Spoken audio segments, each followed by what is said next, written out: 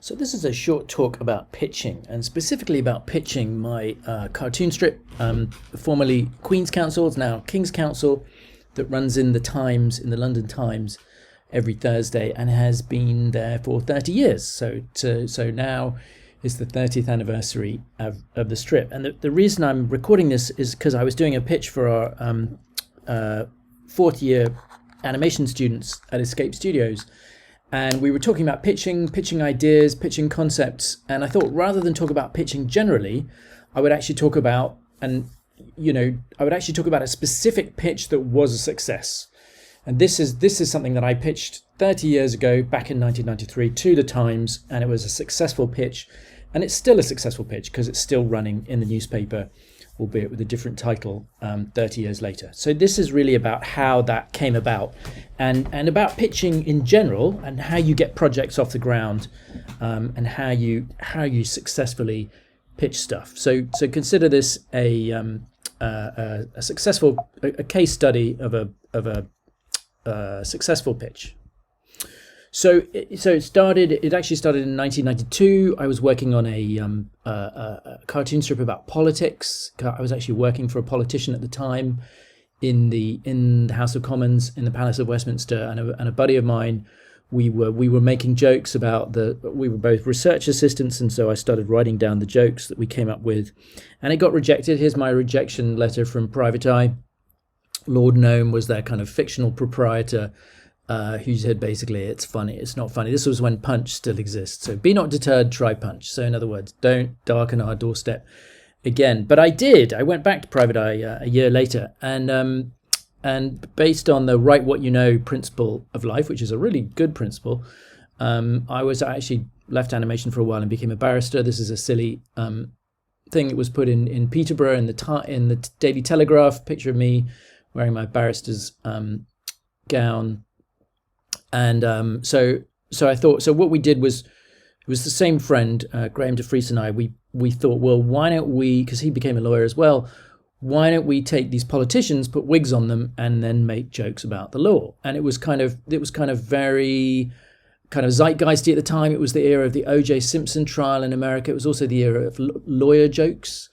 You probably don't remember the lawyer jokes from the 90s because they were sort of hate jokes, really. They were stuff like, what you call 100 lawyers in a bus going off a cliff. And the answer is a good start, which isn't really funny. It's just a sort of nasty hate joke. But I had this idea that we could make jokes about lawyers that were kind of fun and affectionate and friendly, satirizing the profession, but not being horribly mean. Because I always think satire and humor works best when you're fond of your targets. So again, Private Eye said no. This is a note from Ian Hislop, who's still the editor today. Sorry not to take this, it came very close. So he said no, but then The Spectator, it was then edited by Dominic Lawson, said yes. Although we then, Graham and I went with the Times. It was like when we got the offer from The Spectator, the next day, the Times offered us a slot in the law pages, and that's of course exactly where you want to be. You want to be, the best pitches is when you've got a bit of a bidding war. If you've got two people or two organizations or two companies that want your work and are prepared to outbid each other, then you've got something good, and B, you can go with the highest bidder, which is what I did at the time. Hence this rather grumpy letter from Dominic Lawson from The Spectator. So it started in October 1993, and here was the first joke. And there were lots of jokes like this about fees. In the beginning, lots of the jokes were about fees, but they were also about my own experience as a barrister. And this was my own experience. I remember, I'd get sent off to court someplace, and occasionally there'd be too many cases listed, and the courts wouldn't be able to hear a case, and they'd stand it down or postpone it. And of course, I'd be delighted because I got my brief fee and I had the rest of the day off, but I'd have to explain with a sorrowful face to the client what had gone wrong. So this was a joke about that. And then I wrote jokes about what it's like being a junior barrister and the imbalance of power between you and the clerks, where back in the 90s they would call you sir, and you'd call them by their first name familiarly, but in reality, despite the formalities, they had all the power. And if you were rude to the clerks, or suggested that your brief fee was inadequate or anything like that, which I did on one occasion, and then found that the work dried up for a whole week or even two, you quickly figured out who was the boss. So it was all about writing my own stuff and writing what I knew personally. And that was the jokes in the beginning when they worked best. They came from personal experience. Then, of course, I left the bar. I went back to animation. So it became harder to come up with jokes that were based on personal experience. But I would get other people to help me write stuff and get people to contribute and try and come up with stuff that was, still felt true to life. So here are some of the main characters. It's always fun to create new characters. I have way too many characters in the cartoon strip. Most of them don't appear very often, but there are a few kind of dramatis personae who are in there all the time. In terms of getting the thing off the ground in the beginning, I think we actually sent it off to, as far as I remember, it went to Private Eye, The Spectator, and The Times. Those were the three publications I sent it into. So we were pretty lucky to get two of them biting. If I were doing this again, I'd probably be casting my net a lot wider. But then, the media landscape is completely different now. Back then, there really were, the newspapers were still what it was all about. Whereas nowadays, newspapers are much, much less powerful and much less influential than they used to be. So when you're pitching, you're really trying to target the thing you're selling, hopefully to the people who want it and who are looking to publish it. Now, I managed to get a bunch of books out of Queen's Counsel. Doing the books was fun because, all you really have to do is stick all the cartoons together and send it off. What I would actually do back in the day is I would create a dummy book, which I would literally make on my desktop at home, spiral, bind it down at the print shop, and send it off as a kind of finished product. So I'd send it to the publisher and say, this is what the book looks like. So that the idea being that they would have to do the least amount of work possible, because I wanted them to know that I was proactive, easy to work with, prepared to help them out, prepared to be nice to work with, easy to deal with, because nobody wants to work with a prima donna. And I would supply all the cover art. This was the joke for Lawyers Uncovered, that you looked at the back and there was Sir Geoffrey from the back, kind of silly gag. So it's only funny if you flip it over, but then it's kind of got a joke on the front as well. And then I did another book in 2009 when my then girlfriend Sarah, who's a lawyer, solicitor in London, she was talking about leaving the law at one point, as many lawyers do. And so we did this book together, actually, 101 Ways to Leave the Law, which was just sort of silly ideas, about chucking in your job. 40 Ways to Leave Your Lover, as a collection of jokes. And that this was at the beginning. The joke was for Sarah, who really honestly doesn't want to leave the law. And she's still in the law today, so she clearly didn't want to leave after all. And then after the financial crisis, I did 101 Uses for a Useless Banker, which is similar kind of idea, similar jokes about bankers. And then in 2011, I did The Official Lawyer's Handbook. This was another pitch. And in this case, it was the successful pitch here, because you're always pitching, right? You've always got to go back and, you've got to persuade the publisher that this is going to make them money. That's really the crucial thing with any pitch. Is it going to make any money? And I actually went to find, there was a book published in the early 90s, I think about 91 or 92, called The Official Lawyer's Handbook. And it was written by Daniel White, an American author. And I managed to track him down actually in Los Angeles, where he lived and where I was not living at this time, but I was visiting.